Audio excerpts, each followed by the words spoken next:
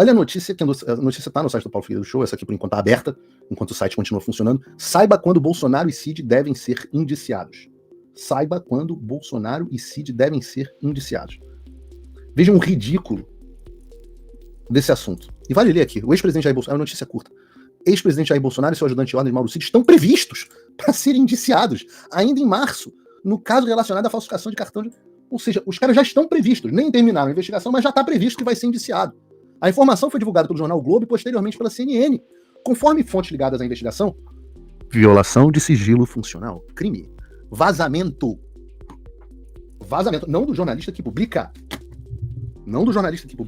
mas da fonte da Polícia Federal que vazou que alguém vai ser indiciado. Olha o nível de galhofa.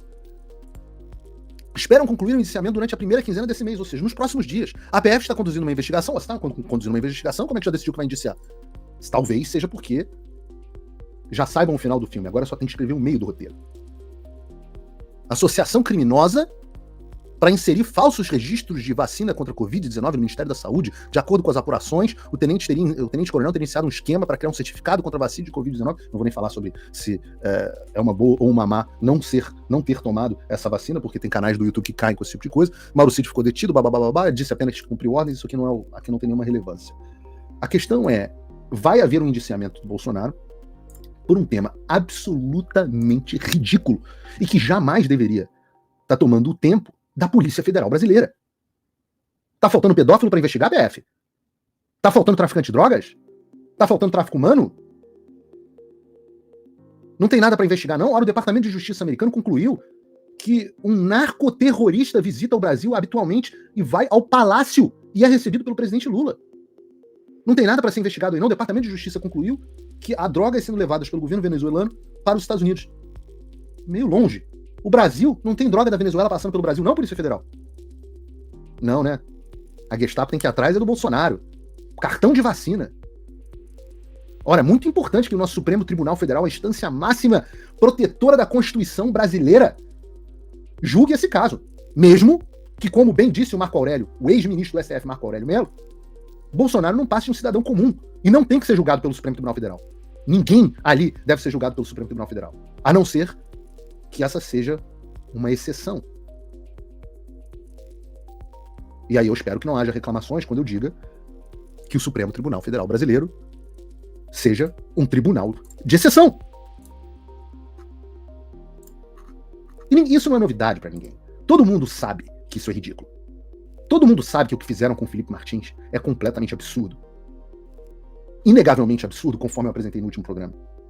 Todo mundo sabe que impedir o candidato mais popular do país de disputar as eleições por causa de reunião com embaixadores, prerrogativa dele, chefe do executivo, é completamente absurdo. No mínimo, desproporcional. Princípio da proporcionalidade, como dizem no direito. Todo mundo sabe que o caso da vacina é absurdo. Todo mundo sabe que o caso das joias é absurdo. Todo mundo sabe que o caso do suposto golpe é absurdo. Todo mundo sabe que tudo aquilo que o Silas Malafaia falou na manifestação é verdade. Ninguém mais acredita na viabilidade jurídica do que está acontecendo. Ora, tem meme no WhatsApp entre advogados, onde é a carinha do Xandão falando assim, juridicamente é inviável, mas dane-se, né? Não é dane-se que ele fala, é outra coisa. Até mesmo a esquerda sabe. Mas eles não se importam. As elites sabem, mas eles não se importam. Nós vamos ouvir isso, vamos ler isso de alguém da própria esquerda. Faça o tal do triplo C. Curta, comenta e compartilhe. Você pode fazer essas 3 coisas que ajudam o algoritmo a aparecer. Mas eu não tô brincando não, pessoal. Dá uma paradinha agora de 1 segundo e clica no joinha. É importante que você faça isso. Porque se você não fizer, inclusive atrapalha o vídeo. Parece que o vídeo é menos relevante. Eu puxei aqui uma thread do jornalista americano de esquerda, o mesmo que criou a Vaza Jato, divulgando as mensagens da Lava Jato, importantes mensagens da Lava Jato, e que, em última instância, acabaram contribuindo com a anulação dos julgamentos e as condenações do Lula, pelo menos num clima político nessa direção. O próprio Glenn Greenwald, de esquerda, diz o seguinte, palavras dele, não minhas. Ouve-se repetidamente, Glenn vive no Brasil, para quem não sabe, era casado com um deputado falecido do PSOL, o David Miranda, tem filhos brasileiros, fala português, conhece a cultura brasileira, e ele diz, ouve-se repetidamente a mesma coisa em todos os círculos da elite da esquerda ou centro, no Rio e em São Paulo. Ora, ele sabe porque os círculos são os círculos que ele frequenta. Ora, eu mesmo digo, esses são os círculos que eu frequento. E o que se ouve? As acusações de Moraes são extremas e perigosas, talvez até ilegais. Ora, esse consenso está se formando. Extremas e perigosas e talvez até ilegais. Mas a ameaça do bolsonarismo é tão grave que o autoritarismo não é só justificado, mas necessário também. E o Glenn explica as consequências desse raciocínio. Mas é importante entender que toda aquela construção sobre um suposto golpe que o Bolsonaro iria cometer, sobre as posturas autoritárias do Bolsonaro, carta pela democracia, tudo isso, toda essa campanha da imprensa, da velha mídia, que ainda é lida por boa parte das nossas elites, tudo isso foi construído apenas com esse objetivo. Todos esses temores, todas essas pechas, todas essas difamações, elas foram construídas com um propósito. E o propósito era justificar a ditadura e a truculência. Ora, vamos ouvir o que... E aí ele coloca aqui uma decisão da Folha, dizendo: a decisão de Alexandre de Moraes é afronta aos advogados, que nem na ditadura ocorreu, diz Mariz. Criminalista Antônio Mariz de Oliveira, considerado decano da advocacia, se insurge contra a proibição de que defensores investigados por golpe de Estado se comuniquem entre si. A OAB aciona a STF para reverter a decisão, e o Xandão acionou, e o Xandão virou e falou assim: não, é isso mesmo, eu já tinha falado isso em outras decisões, aceita que dói menos. O que o Glenn diz? Esta é a mentalidade que define a tirania em todos os lugares. A ameaça X é tão assustadora e grave que devemos limitar as liberdades e ignorar os limites legais que, em tempos normais, observaríamos. Poucos dizem isso publicamente, mas a maioria diz isso em particular. Ora, o Glenn está coberto de razão. Na vida existe um negócio chamado trade-off. O Thomas Sowell disse que na vida não existem soluções, apenas escolhas. Eu gosto muito dessa frase. E a escolha com a qual nós sempre nos deparamos é entre liberdade, a palavra que o Alexandre considera de extremistas, e segurança. E algumas sociedades, como a sociedade americana, favorecem a liberdade. Outras sociedades, como a sociedade, vou levar aqui a um extremo, da Coreia do Norte, favorecem a segurança. A maioria das sociedades está no meio do caminho. O que permite que os Estados Unidos sejam uma terra da liberdade é o fato de que os Estados Unidos até vivem em uma condição naturalmente segura, protegida, até pela geografia, de agressores do exterior. É um trade-off, é uma escolha. Por outro lado, a segurança em alguns estados, por exemplo, como Israel, que vive cercado de ameaças por todos os lados, a liberdade não pode ser tão grande. Diante dessa ideia, vou dar o exemplo aqui da pandemia, criaram a ideia de que havia um perigo enorme, então para aumentar a segurança, eles poderiam restringir a liberdade. E a fórmula é sempre essa.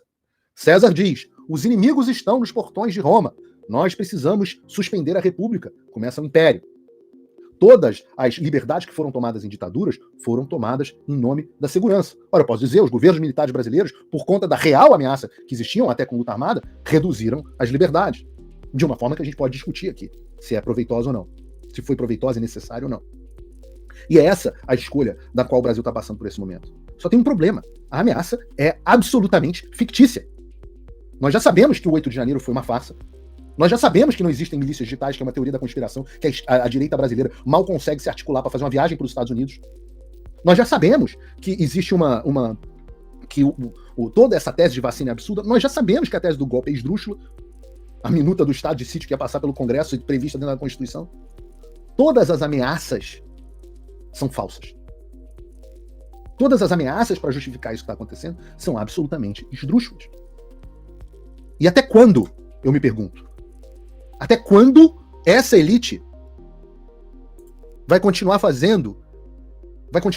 imaginando que a ameaça fictícia do bolsonarismo, essa elite que frequenta o Glenn, até quando eles vão continuar achando que a ameaça fictícia do bolsonarismo é mais perigosa do que a ameaça real do alexandrismo?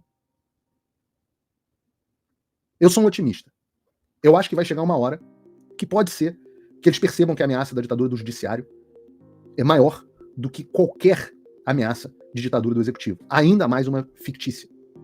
Eu sou otimista porque tem uma frase atribuída ao Abraham Lincoln que diz o seguinte: você pode enganar algumas pessoas todo o tempo ou todas as pessoas por algum tempo, mas você não pode enganar a todos o tempo todo. Peraí, desculpe interromper esse vídeo, mas é que eu continuo censurado pelo STF. Além deles cancelarem meu passaporte, congelarem todas as minhas contas bancárias e bloquearem as minhas redes, agora eles também querem proibir os meus vídeos no Brasil. Você pode continuar me acompanhando seguindo o meu segundo canal, que é o canal de cortes. Mas melhor ainda é se inscrever no meu canal do Rumble, que é o concorrente do YouTube, que não cumpre essa censura. E se quiser ter acesso a todas as minhas postagens para sempre, deve se inscrever no meu Locals, que funciona de uma forma parecida com o Facebook ou o Twitter. Todos os links estão aqui na descrição. Entra lá, senão você vai ficar desinformado e aí eles vão vencer.